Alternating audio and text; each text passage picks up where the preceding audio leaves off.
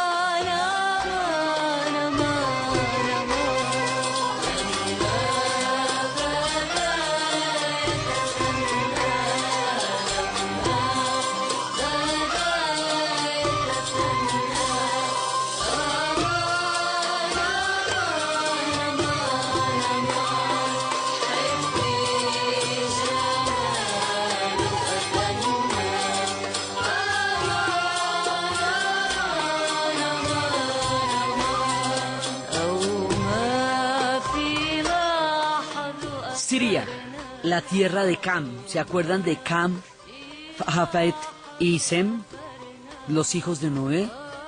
Que era cuando Noé en un momento dado se emborrachó, que a uno de ellos le dio toda la descendencia, a Sem. Es la tierra de Cam, del segundo hijo de Noé, o Suría, como la llaman también los árabes.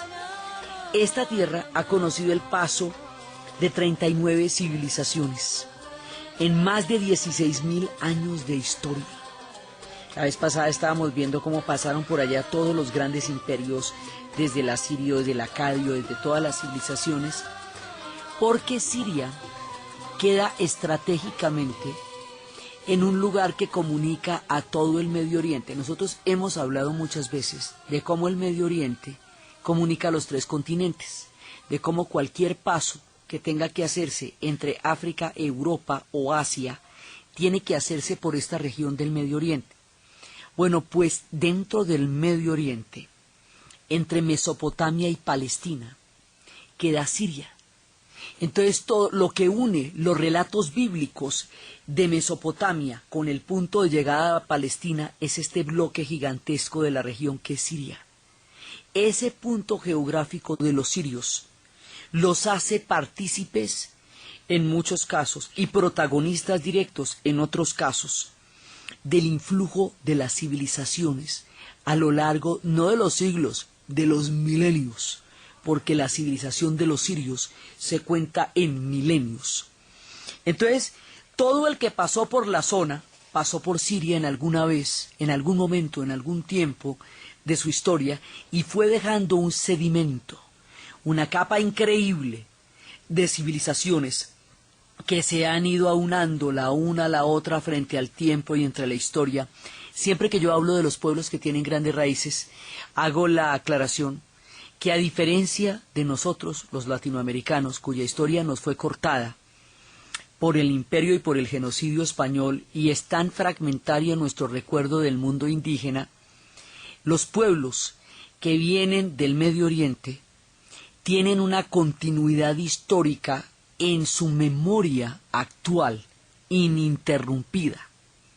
Ellos permanentemente se remiten al siglo X o al siglo VI o al siglo I antes de Cristo, sin problema, porque toda la antigüedad forma parte de su realidad cotidiana.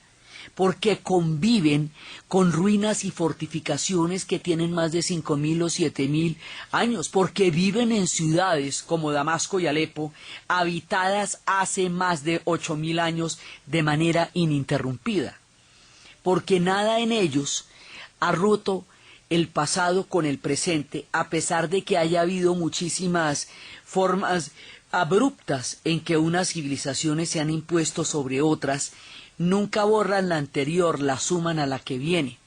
Siria, a diferencia de Egipto, no tuvo el aislamiento que le permitió a los egipcios 27 siglos continuos de cultura y civilización y que les permitió desarrollar una visión tan absolutamente particular del universo que fue toda la civilización egipcia, porque ellos estaban aislados de todo el mundo por 2 desiertos y por el mar. Solo hasta cuando los griegos desarrollaron los pueblos del mar llegaron. La primera vez que tuvieron contacto con alguien los egipcios fue por allá en el Imperio Medio y a comienzos del Imperio Nuevo, pero en todo el Imperio Antiguo nadie llegó por allá. Los sirios sí están en la esquina del movimiento, donde está la jugada, a las orillas del Éufrates y del Orontes. Entonces eso hace que todas las civilizaciones que hayan pasado por la zona hayan durado poco tiempo, porque todo este complejo de la medialuna fértil, entre el valle del Tigris y el Éufrates, y en el caso de Siria del Éufrates y el Orontes, que son los ríos que la circundan a ella, esas son las zonas verdes, donde hay muchísimos desiertos. Entonces, donde quiera que haya valles, donde quiera que se pueda cultivar, pues es donde los pueblos pueden y quieren estar, porque fuera de esa zona el desierto es muy difícil. Entonces las civilizaciones se transponen unas a otras y ninguna logra durar demasiado tiempo porque siempre viene otra que le va a caer encima buscando lo mismo, los valles fértiles y los oasis. Y Siria tiene bastantes oasis. Siria tiene en medio de los desiertos estos pozos de agua y de palmeras y de fertilidad y de belleza que la hacen codiciada también en medio de la dureza de la vida del desierto. Y Líbano, por ejemplo, si es que es verde, verde, verde, verde, entonces todo el mundo quiere llegar al Líbano, que además no solamente es verde, sino que lleva al Mediterráneo. Pero Siria es el conjunto de toda esta zona. En la antigüedad cubría lo que hoy llamaríamos Siria, Líbano y Jordania. Acuérdense de todas maneras que el tema de los límites en el Medio Oriente obedece a realidades modernas, coloniales, más que a los antiguos orígenes de las regiones en ellas contenidas. Entonces, muchas veces hemos dicho, cuando hablábamos de los persas y cuando hemos hablado de los turcos, que los persas no son árabes, que los persas no son semitas, que los persas no hablan árabe sino farsí. De los turcos hemos dicho que los turcos no son árabes, que los turcos son turcomanos, que son hititas, que son de diferentes pueblos que vienen por allá de Uzbekistán, de los montes Altai, que su lengua es originaria de los montes Altai, y que se les confunde con los árabes simplemente porque tuvieron un imperio tan grande y relativamente reciente que contuvo en ellos a todos los pueblos árabes. Pero eso no hace a los árabes turcos ni a los turcos árabes. Igualmente los persas en la antigüedad también llegaron a dominar a los pueblos árabes en la gran expansión del imperio persa hacia Oriente y Occidente, donde solamente encontraron obstáculos en los griegos. Eso tampoco hace ni a los persas árabes ni a los árabes persas. Los persas están unidos es por el Islam, por la religión, mas no por la procedencia, porque son distintos. Los sirios sí son árabes. ¿Cómo les parece que sí? Son árabes. Allá se hablaba el arameo, son parte de la formación de la lengua árabe, son semitas, son fundamentalmente semitas. Están emparentados con todos los pueblos bíblicos, son semitas como el resto de los árabes. Estas distinciones que hemos hecho de los demás pueblos, en el caso de Siria, sí, ellos son árabes, ellos vienen de los arameos, ellos son un conjunto de muchos pueblos que van formando este mundo diverso y heterogéneo de los sirios, porque la historia ha pasado por allá de muchas maneras, en muchos instantes, dejando huellas profundas que han sumado un prodigio de civilización que esta gente ha conocido a lo largo de su historia.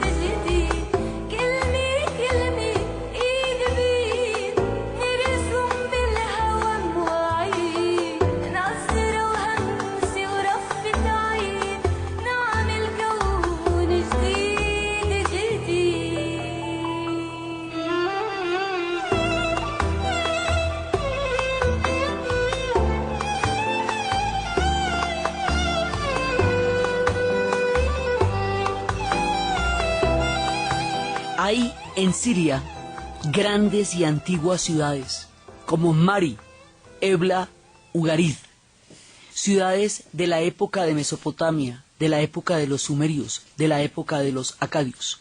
Alepo también es de las viejas ciudades.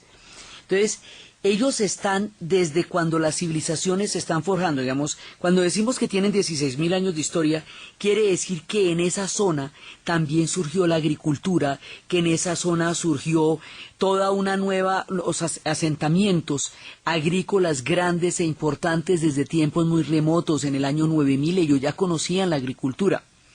Cuando nosotros nos vamos a referir a la historia, empezamos a hablar de los alfabetos, de cuando empezaron a escribir alfabetos, y uno de los primeros alfabetos en la historia del mundo se hace en Siria también.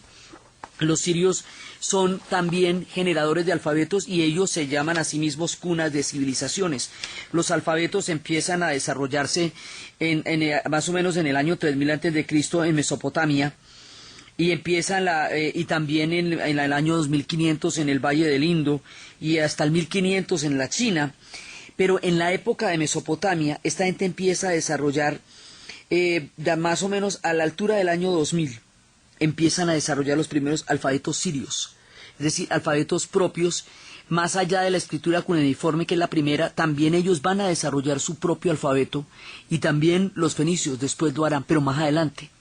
Entonces Siria es cuna de civilizaciones, y por allá pasaron los sumerios, los acadios, los babilonios, los asirios, los persas, los griegos, toda la gama de pueblos que han compuesto los grandes imperios de la antigüedad, y han dejado, como les digo, grandes ciudades.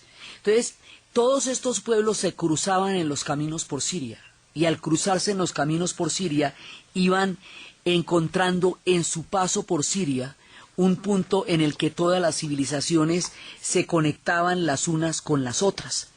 Entonces nosotros empezamos a hablar de ellos desde los sumerios, y empezamos a hablar de ellos a partir de todas las culturas del Tigris y el Éufrates, pero ahí hay otro poco de culturas.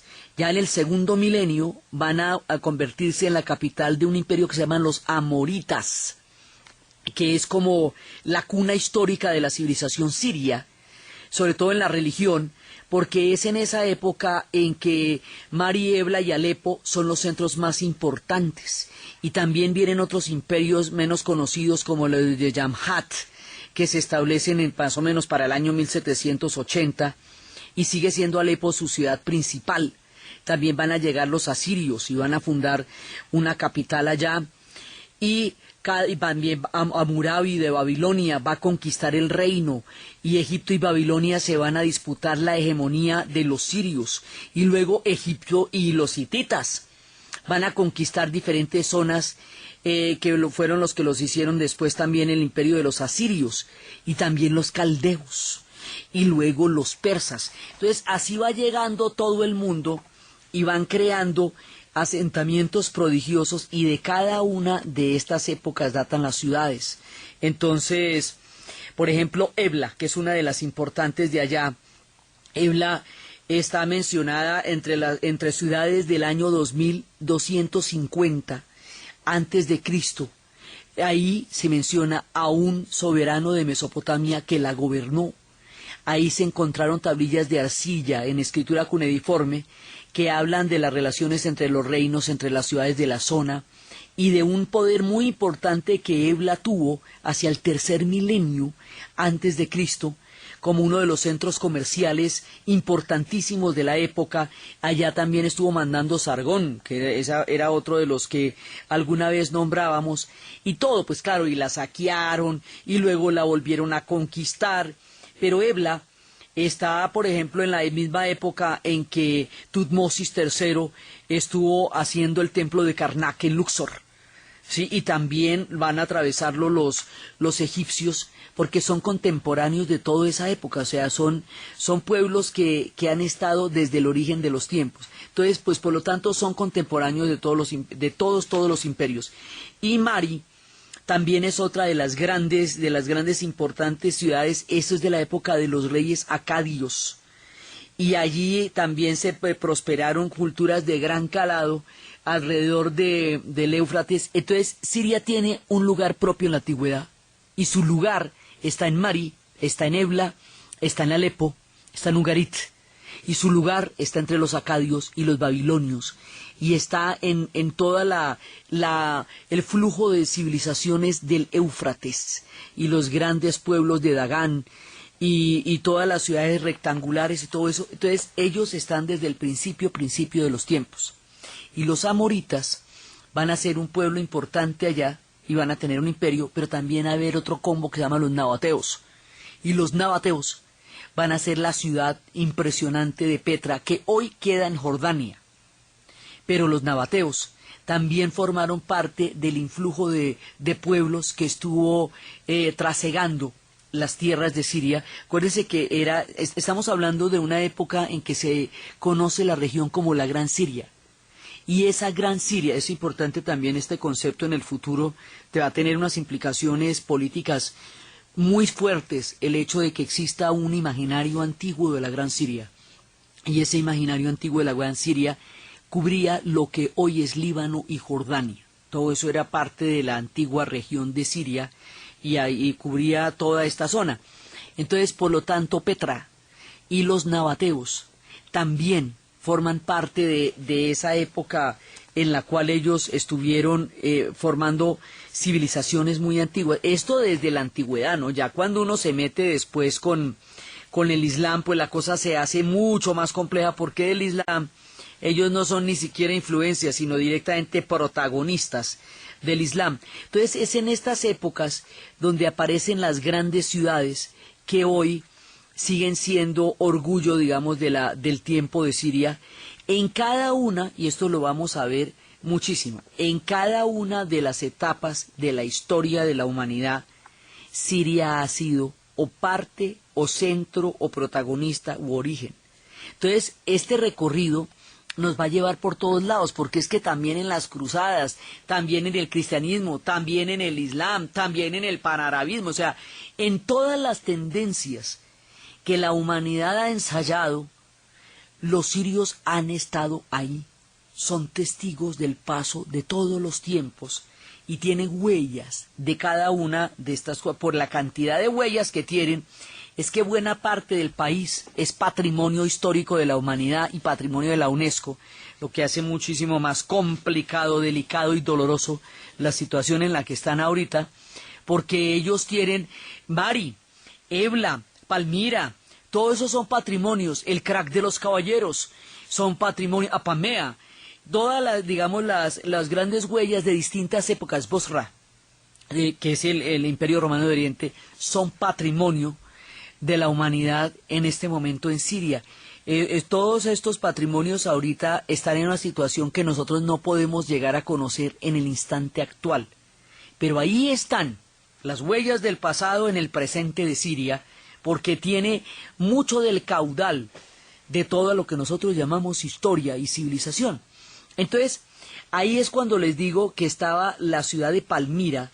La ciudad de Palmira se le llama Tadmor. Cada una de estas ciudades tiene un nombre árabe y un nombre antiguo. Por eso a veces es difícil encontrarlas en el tiempo, porque simplemente tenían otro nombre en su momento. Entonces, la ciudad de Palmira va a ser muy famosa en tiempos ya de Aureliano. Tadmor la llaman ellos, y esta queda a 240 kilómetros de Damasco, y es un punto importantísimo porque esa va a ser, ya lo vemos más adelantico, la que va a darle la pelea a Roma. Entonces, primero están todas estas antiguas civilizaciones que van conformando la Mesopotamia, en la parte alta de la Mesopotamia, arriba.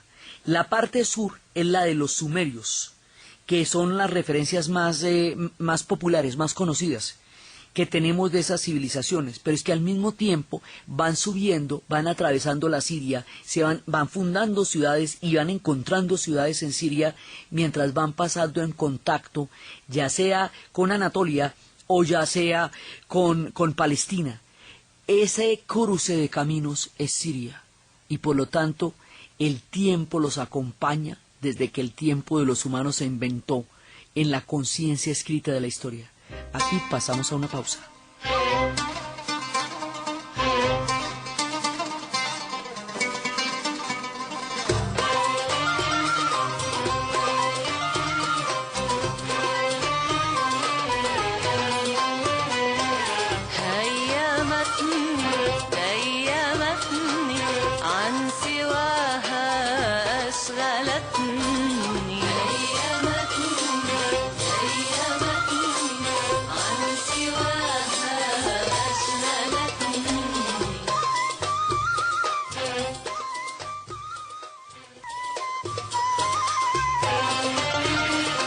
Continuamos en la historia del mundo con Diana Uribe.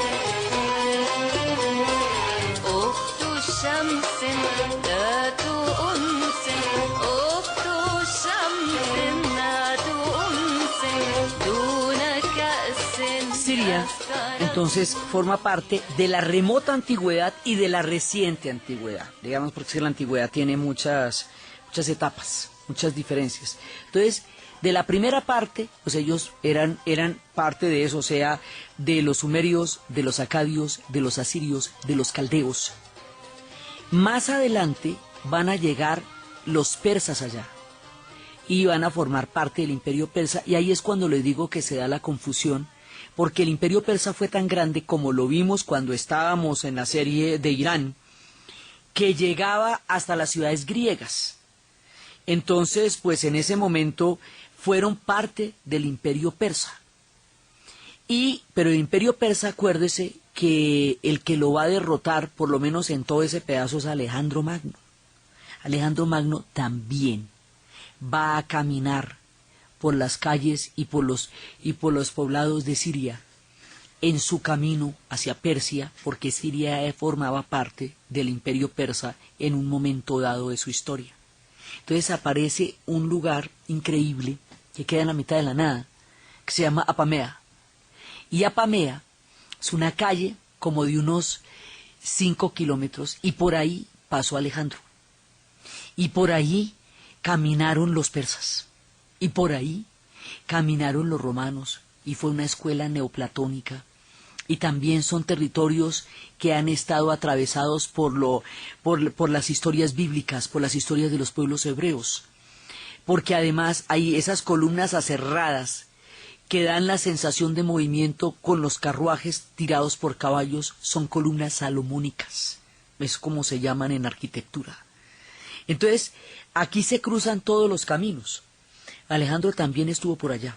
Esas también fueron tierras que conocieron. Además, la idea, la sensación de caminar por calles que escucharon y conocieron los pasos de Alejandro, y los pasos de los persas, y los pasos de los romanos, es alucinante. Toda Siria es un reflejo de lo vibrante de la historia. Entonces, allá llegaron los persas. Y los persas después, cuando estábamos viendo la historia de los persas, van a tener, primero, Alejandro los va a derrotar.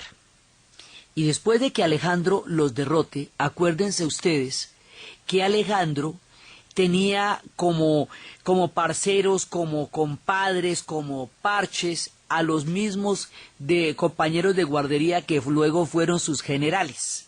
A la muerte de Alejandro Magno, no queda un heredero, uno de ellos que es el hijo de Rosana lo mataron, bueno, eso fue muy complicado. Entonces, los que fueron sus amigos durante toda la vida se van a repartir el gran imperio que Alejandro creó en su vida. Y cada uno va a tener una parte. Entonces, la parte que le correspondía a Egipto la tuvo Ptolomeo. La parte que le correspondía a Siria la va a tener un tipo que se llama Seleuco. Habíamos hablado la vez pasada que Seleuco va a ponerle a una parte del territorio, por su padre Antíoco, lo va a llamar Antioquía. Ese es el origen de ese nombre, y habíamos hablado de cómo los nombres de la Mesopotamia, del Medio Oriente, de la Palestina y de todos estos territorios que son antiguos asentamientos de civilizaciones y territorios bíblicos van a reproducirse muchísimo en Colombia y en el eje cafetero. Y habíamos hablado de Antioquia, por Antioquía, de Palmira, por la Palmira de Siria, de la Palestina, de una cantidad, de Mesopotamia, una cantidad de regiones que hay entre el eje cafetero y el Valle del Cauca, del Líbano, Tolima. O sea, es que muchísimos de estos nombres hoy forman parte de los nombres que nos habitan en nuestro territorio y que vienen de milenios y milenios atrás, en memorias de migrantes, que en algún momento de su historia llegaron y fundaron todos estos pueblos con los nombres que traían de la remota antigüedad de donde procedían sus estirpes. Y por eso también nosotros hablamos de estos nombres aquí en el territorio colombiano, cuando tienen orígenes tan antiguos como el papá de Seleuco. ¿Cómo te parece el papá de Seleuco nombrando a los antioqueños? Pero eso era Antioquía. Entonces viene la época de Seleuco, el general de Alejandro que va a gobernar la zona después de su muerte. Y después van a venir los romanos. Y para los romanos, Siria va a ser importantísima, porque hasta ahí les llegó la dicha con los persas. Ellos van a avanzar hasta Siria. De ahí para adelante los partos, que era como se llamaban, los iraníes, acuérdense que van cambiando de nombre en la historia.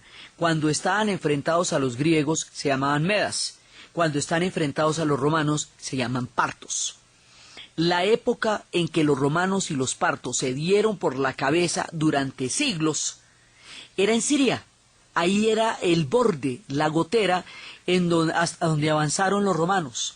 Entonces el avance de los romanos por Siria deja huellas muy importantes, como la ciudad de Bosra, que tiene un coliseo romano perfecto, con todo el eco, que da una sensación de adentrarse en la remota historia del tiempo, que casi que se pueden escuchar los ecos de lo que significaban los eventos en este coliseo, aún como murmullos en los pasos de la historia del tiempo en que los romanos vivieron en el territorio de los sirios y lo volvieron una parte de su imperio.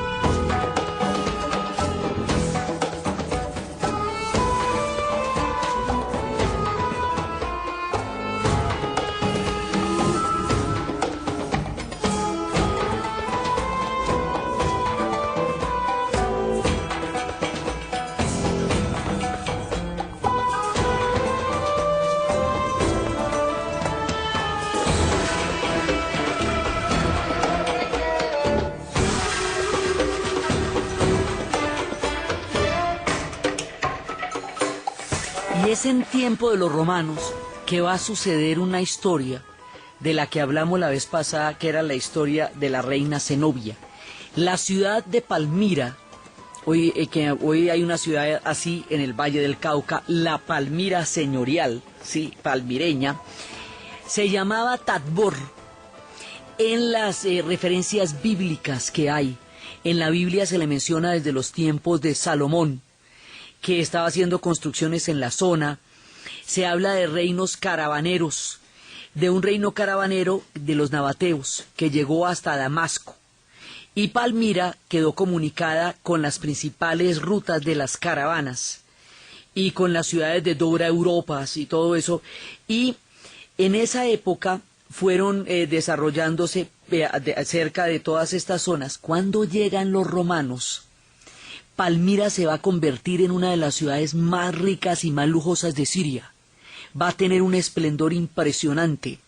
De ella ya hablaba Antonio en el año 41 a.C., pero es en la época de Trajano, cuando eso se empieza a volver súper chévere, en épocas de Adriano, y es cuando hay toda una cantidad de rutas que van aumentando en riquezas y todo. También aquí formaban parte de las rutas de la seda, y los destinos de las caravanas eran Petra y Palmira para poder llegar hasta Egipto, y eso los va a volver un centro financiero, un emporio bancario, y va a ser lo que les decía, que en la plaza de Palmira se podían escuchar 23 lenguas.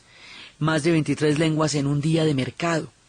Y le toca también la época del emperador Carcala, que es el que la va a convertir en el año 2011 a 2017 después de Cristo en una colonia romana. O sea, siempre va a estar ahí, pero luego se va a volver una colonia romana. Y les cuento esta historia porque cuando él recibe el título del emperador Augusto, después va a haber un tipo que se llama Odeato, que fue asesinado. Y Odeato, a su muerte, dejó una mujer que era su segunda esposa. Y la segunda esposa de este hombre sustituyó a su marido. Y ella en ese momento se llamaba Zenobia. Y ella adoptó el título de su marido, se negó a pagarle tributo a Roma en esta época, ponte tú a pensar.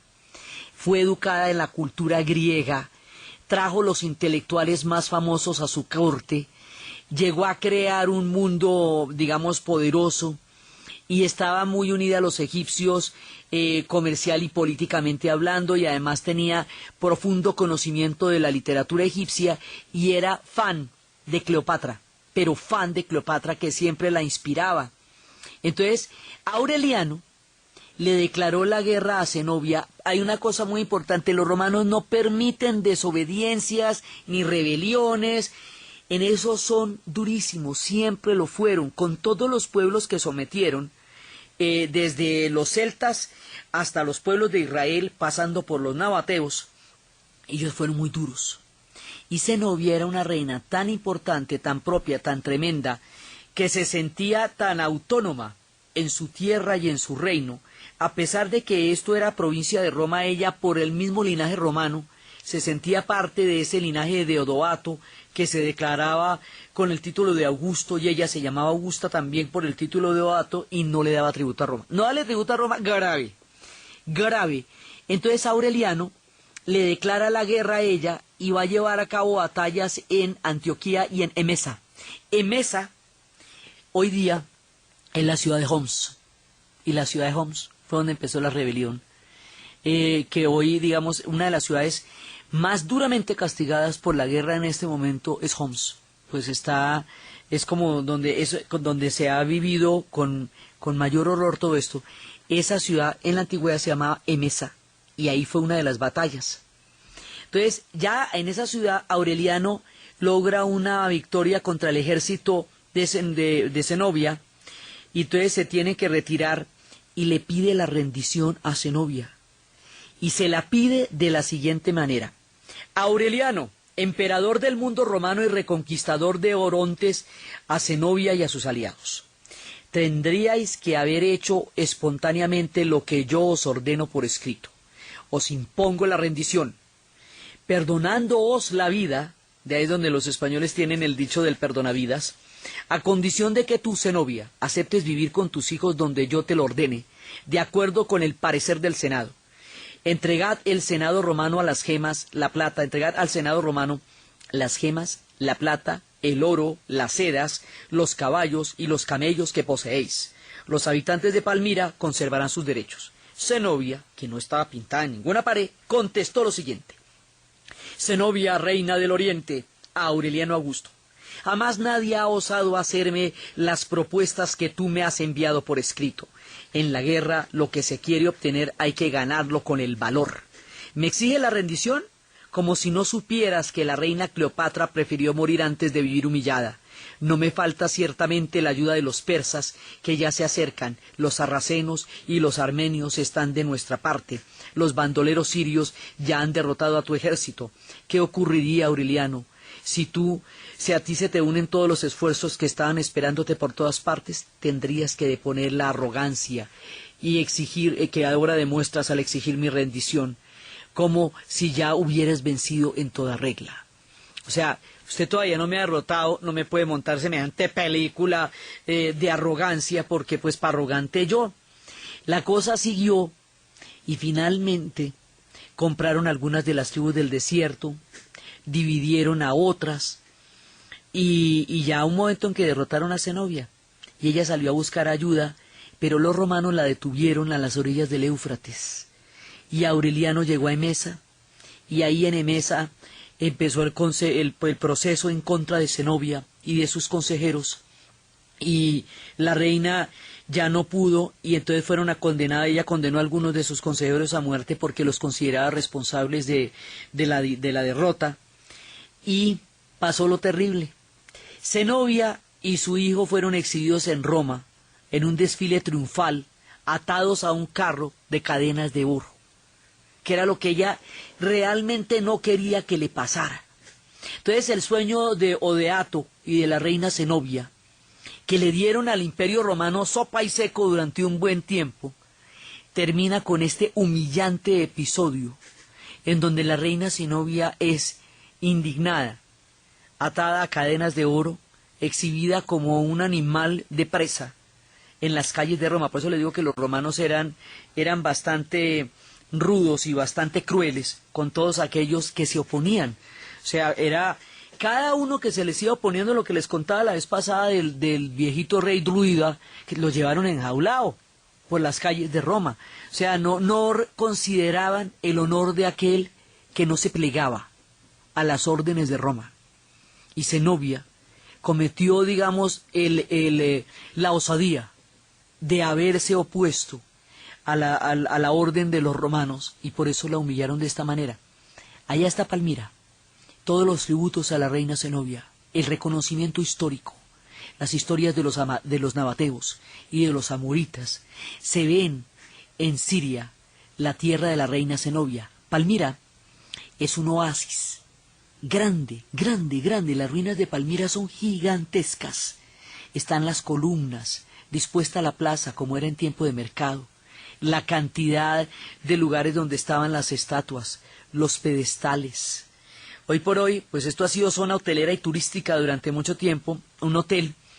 Se veía desde el hotel toda la extensión del oasis, que en el atardecer daba esa sensación del espejo que producen los oasis, rodeado de todas esas palmeras, recordando desde la belleza de los tiempos la impactante, imponente y orgullosa historia de la reina Zenobia y el episodio de su lucha contra los romanos, que la hacía una mujer emblemática de su tiempo, enfrentándose a un imperio, ella sola, con la fuerza de la historia de su pueblo. Historias como esta se cuentan en Siria, tierras de la reina Zenobia, de Mari y de Ibla, del Éufrates y del Orontes, tierras que todo el mundo ha codiciado por su increíble belleza, por sus oasis y por la laboriosidad de toda su gente. Entonces, en tiempos de los romanos, ellos fueron muy importantes, porque eran la frontera, hasta ahí llegó. Entonces, cada vez que hay todo este tipo de incursiones de los romanos en territorio de los partos, ¿te acuerdas que ellos fueron vencidos en la batalla de Ctesifonte? Bueno, pues eso pasa a través de Siria. Entonces, si usted en la antigüedad remota quiere ir de Sumeria a Anatolia, tiene que pasar por Siria. Si usted quiere conectar a Mesopotamia por Palestina, con Palestina tiene que pasar por Siria. Y si usted, en los tiempos del Imperio Romano, quiere custodiar las fronteras con los partos, las fronteras son los sirios. En ese momento, así que la influencia persa, parta, y la influencia romana se conjugan, primero porque los persas estuvieron allá hasta Alejandro, y luego porque los romanos entran allá a convertirla en una provincia del imperio de primera línea, fundamental, importantísima. Es decir, Siria fue el Imperio Romano de Oriente, para decirlo suave. Fue el Imperio Romano de Oriente. ¿Dónde queda el Imperio Romano de Oriente? En Siria. Y las ciudades del Imperio Romano de Oriente se rastrean por la zona. Entonces, como Jordania formaba parte de ese territorio, ahí hay una ciudad que se llama Hierat, que es impresionante, por lo bien conservada, y en Siria queda la ciudad de Bosra, que es donde les digo que está un coliseo romano en un estado de conservación increíble. ¿Por qué las invasiones bárbaras no llegaron allá? Porque, como muchas veces lo hemos repetido en los relatos, la Roma que cae no es la Roma de Oriente. La Roma que caerá será la Roma de Occidente. La Roma de Oriente durará 1000 años más. La Roma de Oriente será Bizancio.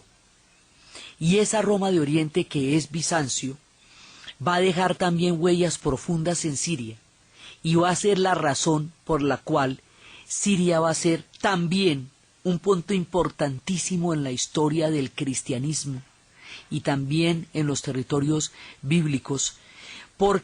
Primero, porque la Biblia en la antigüedad la menciona en muchos episodios, pero ahora, en la época del cristianismo, cuando el Imperio Romano de Oriente se cristianice, cuando primero se rompe porque es muy grande, pero se va a cristianizar.